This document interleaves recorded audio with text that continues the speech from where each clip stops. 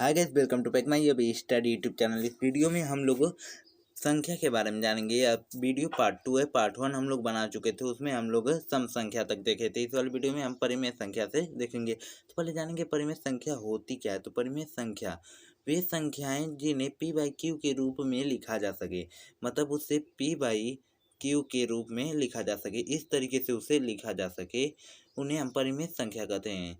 उन्हें हम परिमेय संख्या जहाँ पर p और q पूर्णांक हो तथा q बराबर 0 है अथवा q का जो मान होगा वह 0 के बराबर नहीं होगा। फिर का है अथवा q का मान 0 के बराबर नहीं होगा, वही चीज़ यहाँ पर लिख दिया है। अब हम लोग देखेंगे अपरिमेय संख्या क्या होती है। तो अपरिमेय संख्या ऐसी संख्या जिन्हें p बाई क्यू के रूप में व्यक्त किया जा सकता है, व्यक्त नहीं किया जा सकता है। जहाँ पर p और q पूर्णांक हैं पर q बराबर यहाँ पर क्या है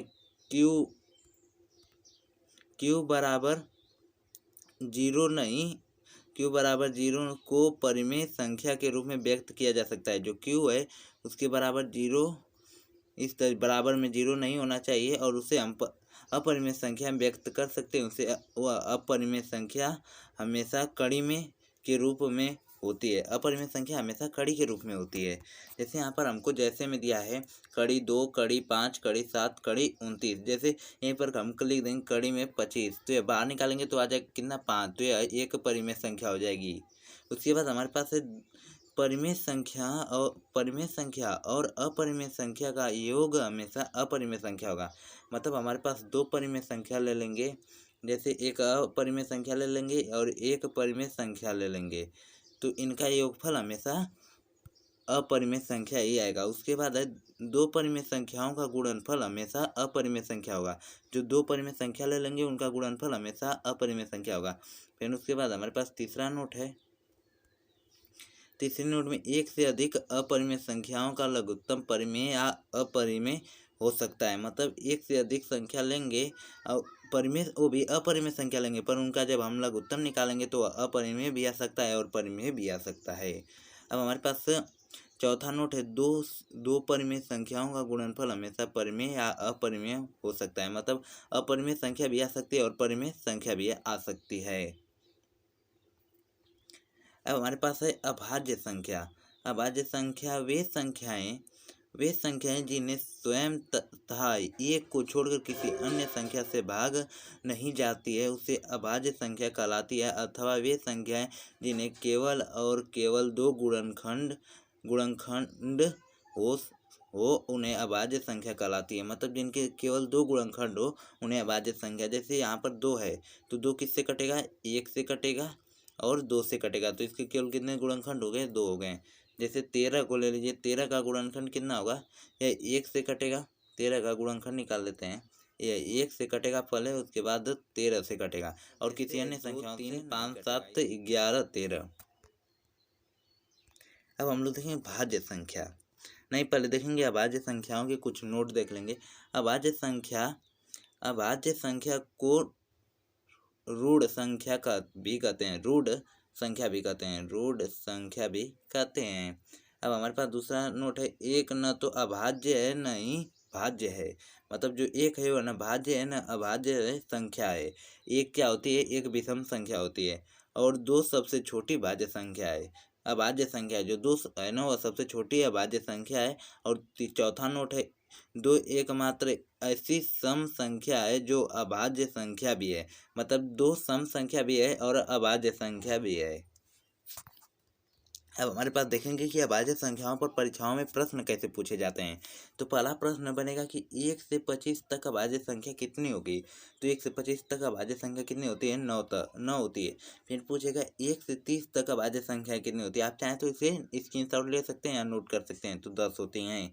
उसके बाद है 1 से 50 तक अभाज्य संख्या 15 होती हैं। आप लोग ये याद रखिएगा क्योंकि परीक्षाओं में ऐसा ही सवाल पूछा जाता है। और यहाँ पर एक और पूछा जाता है 25 से 50 तक कुल कितनी अभाज्य संख्या होती है। तो सिर्फ 6 संख्या होती हैं 25 से 50 तक। और 50 से 100 तक कुल अभाज्य संख्या 10 होती हैं। 50 से 100 तक कुल अभाज्य संख्या 10 होती है। 1 से 75 तक कितनी अभाज्य संख्या होती है, तो 21 अभाज्य संख्याएं होती हैं। और 1 से 100 तक कितनी अभाज्य संख्याएं होती हैं, वह 1 से 75 तक था, ये 1 से 100 तक कितनी अभाज्य संख्या है, तो ये 100 या 25 अभाज्य संख्याएं होती हैं। अब हमारे पास है 1 से 100 तक की अभाज्य संख्या, जैसे यहाँ पर लिखिए, आप लोग चाहें तो नोट कर सकते हैं। जैसे यहाँ पर है 2 2 3 5 7 11 13 17 19, इसी प्रकार से हैं 1 से 100 तक अभाज्य संख्याएं हैं। अब भाज्य संख्याएं, भाज्य संख्याएं वे संख्याएं जिन्हें स्वयं तथा एक को छोड़कर किसी अन्य संख्या से भी भाग जाए, मतलब इनमें न किसी अन्य संख्याओं से भी भाग चल जाए उसे, और भाज्य संख्या कहलाती है। वह भाज्य संख्या कहलाती है। अथवा वे संख्याएं जिनके कम से कम 3 गुणनखंड हो, जिनके कम से कम 3 गुणनखंड हो, अभाज्य संख्या कहलाती है। जैसे यहाँ पर हमारे पास है 4, तो 4 किससे किससे कटेगा, पहले तो 1 से कटेगा, फिर 2 से कटेगा, उसके बाद 4 से कटेगा, तो इसके कितने गुणनखंड हो गए, 3। मतलब जब भाज्य संख्या आपको ज्ञात करनी है तो कितने गुणनखंड चाहिए, 3 चाहिए। सबसे लास्ट मतलब 3 से 3 गुणनखंड होने चाहिए, कम से कम 3 गुणनखंड। और हमको अभाज्य संख्या ज्ञात करनी है तो उसके हमेशा गुणनखंड कितने आएंगे, 2 आएंगे। अब हम लोग इस पे जान लेते हैं किस प्रकार से प्रश्न पूछता है। पहले तो हमारे पास होगा कुछ नोट हैं। सबसे छोटी भाज्य संख्या क्या है, सबसे छोटी भाज्य संख्या है, तो सबसे छोटी भाज्य संख्या 4 है।